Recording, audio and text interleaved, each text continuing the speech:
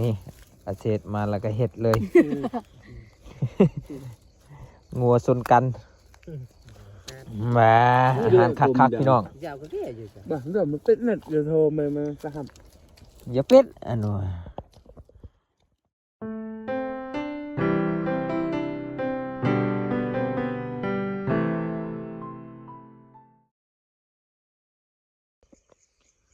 เอาสบายดีพี่น้องเนาะ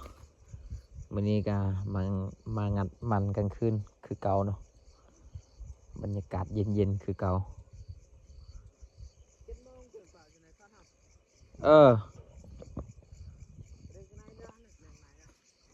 เบอร์นั้น7 โมง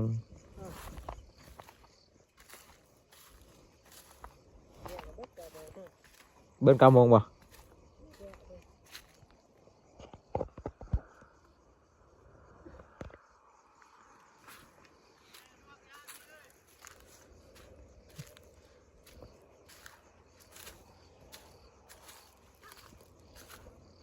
มือเศร้านี่ก็เขางัดเนาะแต่ว่ามันบ่มืดพี่น้องเลยมันแดดพดเนาะนี่เบิ่งนี่มันแข็งอีหลีพี่น้องเลยก็เลยมางัดกลางคืนต่อเนาะ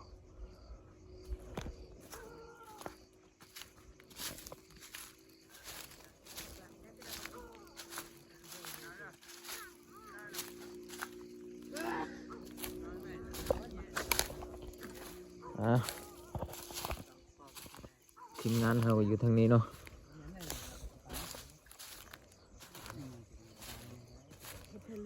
โอ้ทีมงานเนาะครบตี้พี่น้องนี่อาเศษมาแล้วก็เห็ดเลย งัวสนกันเดือดเหรอ ำแรงแค่ไหนแค่ไอ้ซ่าเลย โอ้ย มากินข้าวการจะปะคอมเมนต์ปะ ซุ่มตรุย การจะเห็ดปะคอมเมนต์โฆษณาย้อนเมื่อกี้ จะได้ได้อะไรปะแต่ดกมาบัดกลองกลอขัดหยอก แค่กล่าวแล้วเนาะบาทไปกันนะ มาอาหารคักๆพี่น้อง ยาวก็แค่อยู่จ้ะบ้าเดี๋ยวมันเป็นเน็ตเดี๋ยวโทรมาจะทำ อย่าเป็ดอันนู้นเอา สเต็กก่อน สแต็กก่อน แต่อิ่มก่อน มานี่ดิบนี่ซอยจุนี่ เลยจนมันbisa terlihat gede mat langsung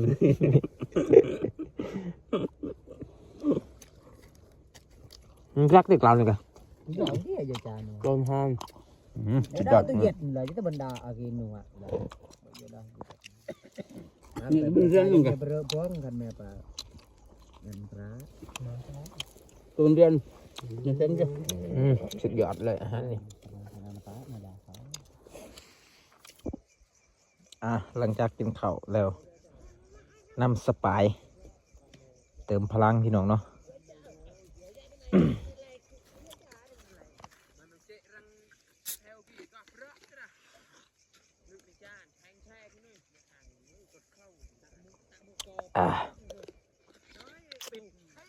ขักดูไปบัดนี้เลยบัดนี้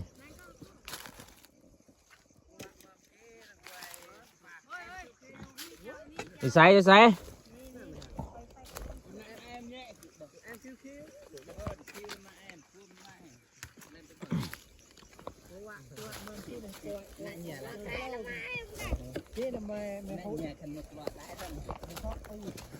ละยาโชคไงบ่เอา คอไม่ได้บานไปไงเยอะวิญญาณลูกกระ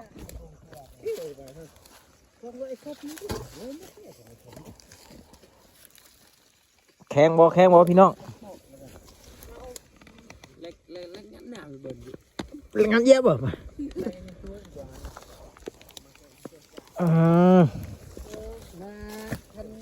โอ้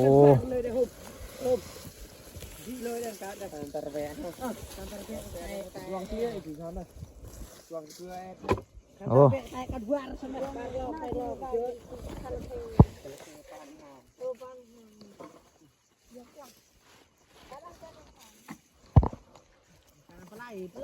กับไรกันใหญ่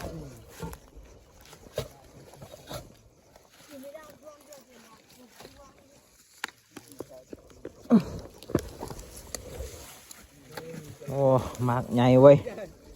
หัวใหญ่หัวใหญ่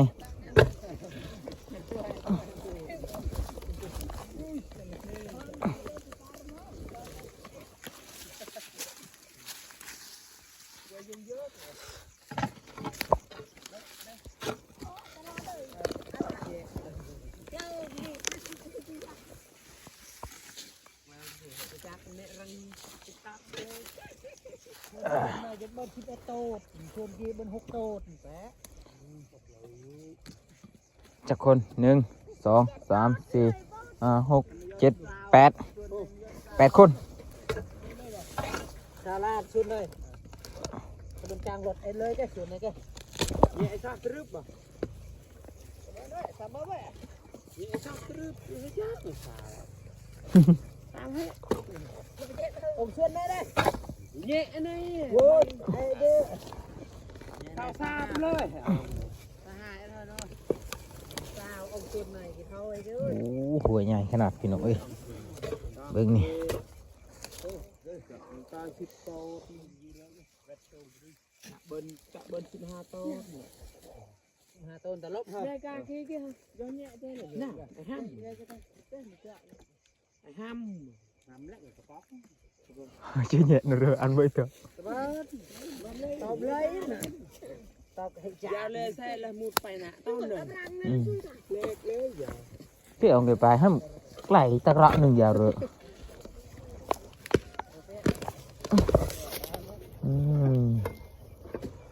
หักแล้วพี่น้องเอ้ยเบิ่งนี่ ที่แซนเดียวสิ้นเปลืองเลย นี่หักเลย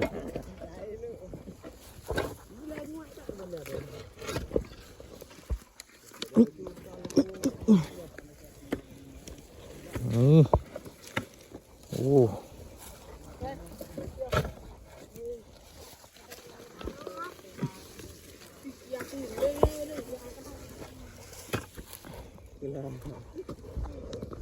เดินไปมึงไอ้ลูก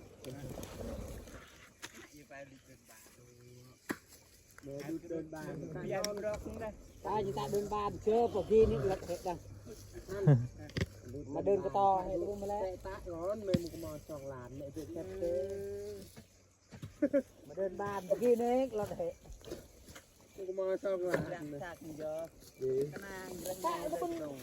ต้นก็ไปเท่ากับเบิ้ลกับไหลหรอเบิ้ลแบบไหนรู้เบิ้ลหาเจ็บจังหวะ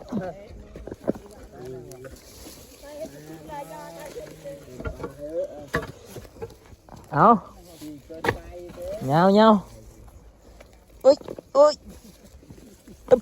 โอ้แข็งเว้ย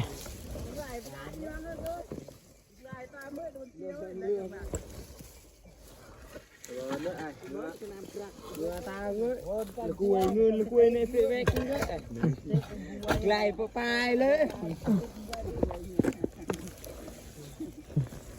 หน้าทีละกูมูไปกับเตะเตะชุ่มไหมบอกดาวดับเดือด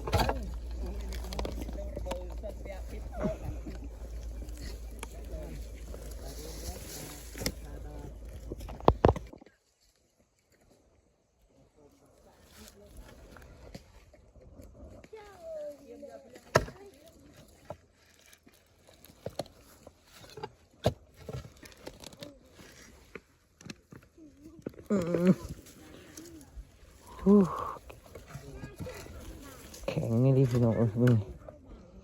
หัวมันบ่ใหญ่นี่แหละแข็งคันว่าหัวใหญ่นี่หมากมันดกนี่อ่อนขึ้นบัดเดียวรถกระเจ้าไอจีรถนั่นรถเหรอ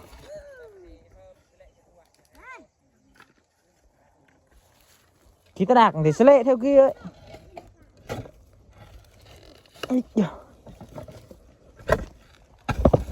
Áo hắc.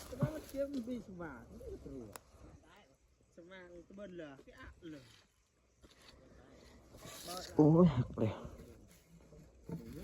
โอ้โหเหล็กตะปูออกแล้วนี่เหล็กตะปูหักพี่น้องเอ้ย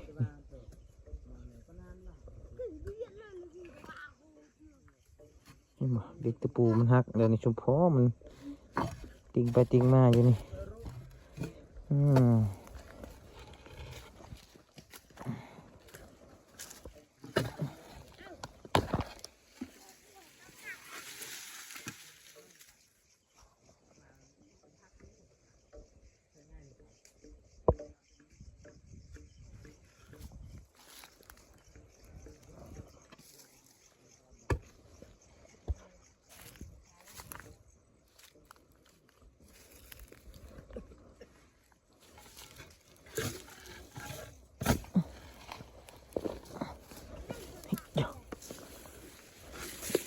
อืม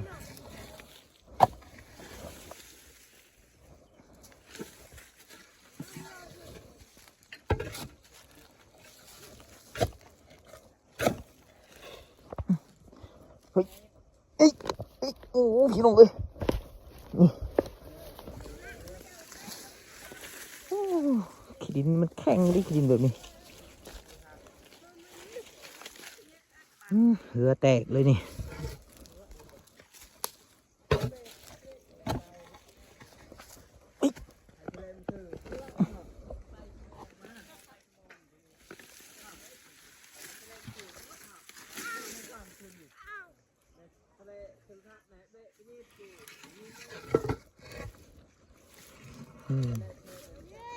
โอ้แถวผู้แข็งอีหลีแถวนี้หักหมดเลย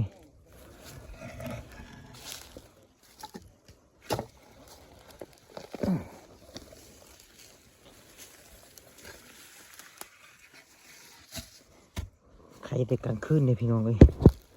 คันว่ากลางเว้นนี่โอ้แดดอันนี้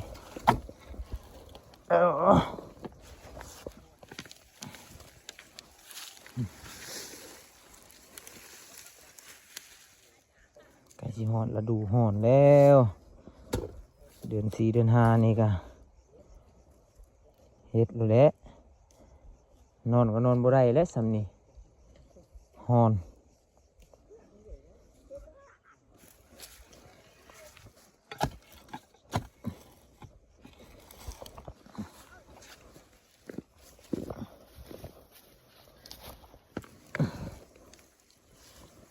โอ้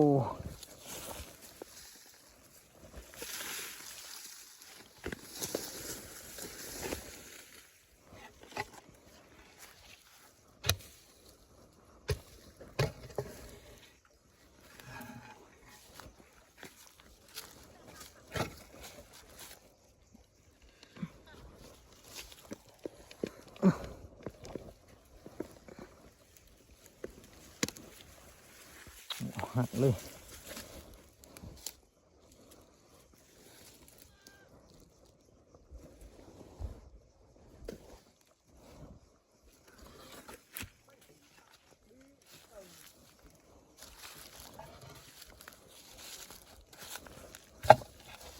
โอ้ย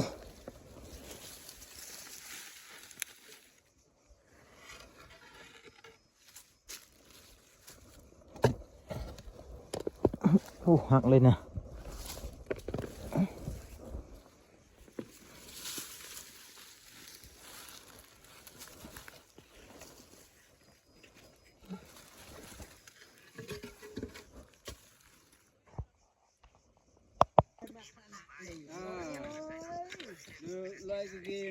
ตอนนี้ก็พักผ่อนแล้วพี่น้องเนาะฮอดโมงพักผ่อนนะนี่ทีมงานเขาทางหลังนี่ก็ยังกำลังงัดอยู่เนาะ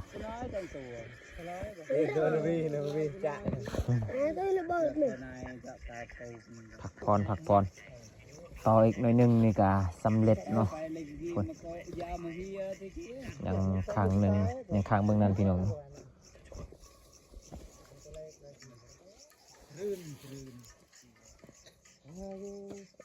าดองเลยมูดองเกี่ยวกับดับเชิงเลย เอาลงมือต่อบาดนี่ยังน้อยนึงก็สำเร็จบางคนก็ห้าวนอนแล้วรับอยากนอนแล้ว 9 โมงแล้ว ยังไม่ใจ 9 โมงป้ายเลยพี่น้องเอ้ย ใส่เปลือกนี่รอสะดาวใส่เปลือกใจลูกเปลือกใจเอ้ยสะดาวนั่นแหละรอไอ้รอสะดาวยามนี่เลยยามก็คือ7 โมงครึ่งมันต้องเตะบาทยามนี้เรื่อยเลยว่ะราเลยมาหุ่ยเลยหุ่ยโตเลยมันแรงมาตัดเจอเลยจะเรื่อยเลยจ้ะมองไล่เตะมองเตะมาเริ่มในรอบเราคือ6 โมง 50ที่7 โมงก็คือนักเตะเลิกไปกินงามงานแท้จะลุ6 โมงก็เจอสะดาวดูมาให้เลยตายาวครับมันกัดหรือจับสิเลยนะฮะเลยตำนานเลยตำนานนะตำนานนั่นประมาณตำนานเลยที่7 โมงถึงเดือนสะดาวจะได้ให้ดีนะก็งานเดือน5 โอ้ยพี่น้องเอ้ยนี่ เดินหน้าเดินออกเริ่มใครเลยเริ่มเป็นใครเลยใจที่ครอสดาวเริ่มจะเดินทราบเลย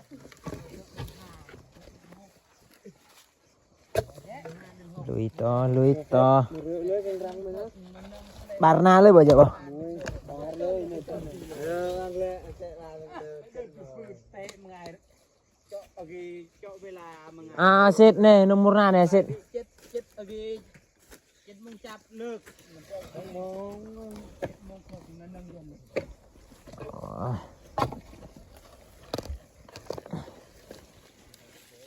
นี่ทีมงานเฮานี่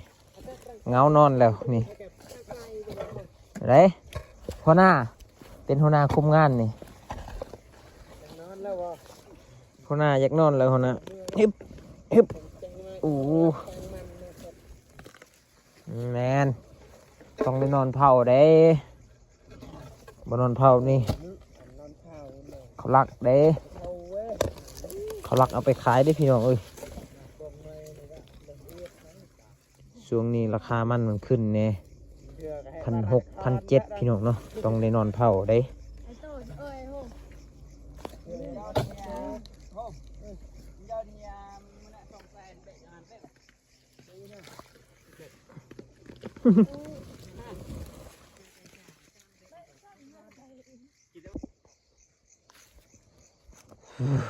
เมื่อพี่น้องเลยยัง2 แถว 3 แถวนี่แหละก็สำเร็จเลยเนาะ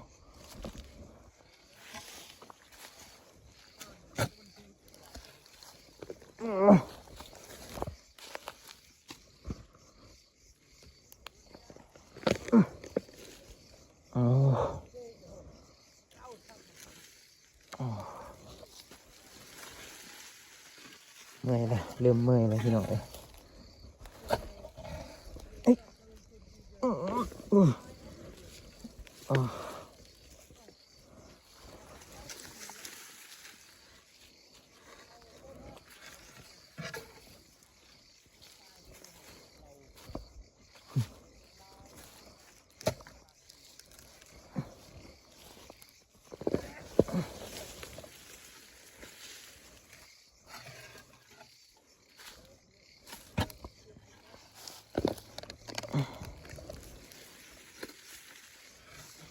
ยังผู้หนึงแถวหนึ่งกำเบิดเลยพี่น้องเอ้ยดึกแล้วประมาณ9 โมงนี่แหละ9 โมงหรือ10 โมงนี่แหละโอ้ย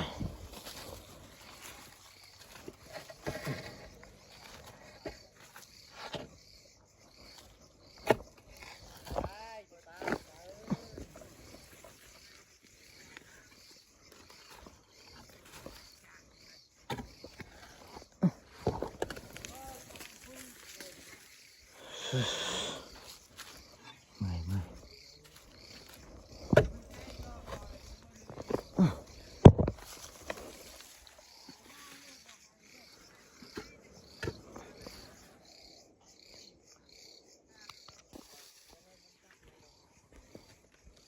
cho mẹ lông này chỉ nhìn ra được rồi Đấy nữa เอาสำเร็จบัดนี่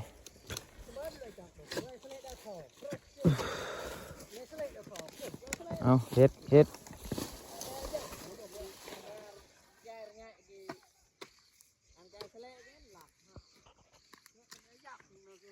เดี๋ยวนะนี่อยู่นะหน้าเท้า ต่อสุก บ้านเราตอนนี้น้ำมัวนะ คนละกกนี่สุดท้ายเลยนี่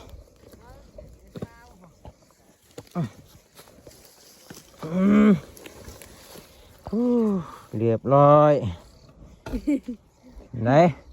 เหมือน ได้ทีมงานเฮาสำเร็จแล้วพี่น้องเอ้ย เฮ้ยยังตกให้ส่ง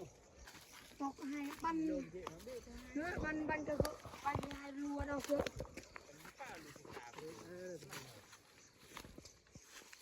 น่าจะขึ้นหาชูเลยป่ะ ขอบใจไปซะ nó phải từ bên nhẹ nữa nhé nát nhẹ nhỏ được thì ôi bơ cho bà chịu rồi mà หมึกเนี่ยได้แหละ bớt đầu mù ไปกลับบ้านบัดนี้พี่น้องเอ้ย cái nhẹ บ่เอาแล้ว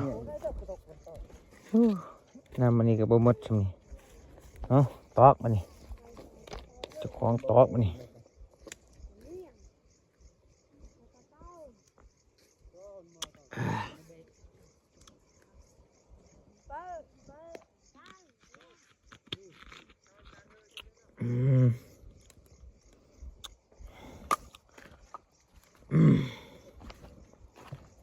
กลับบ้านบัดนี้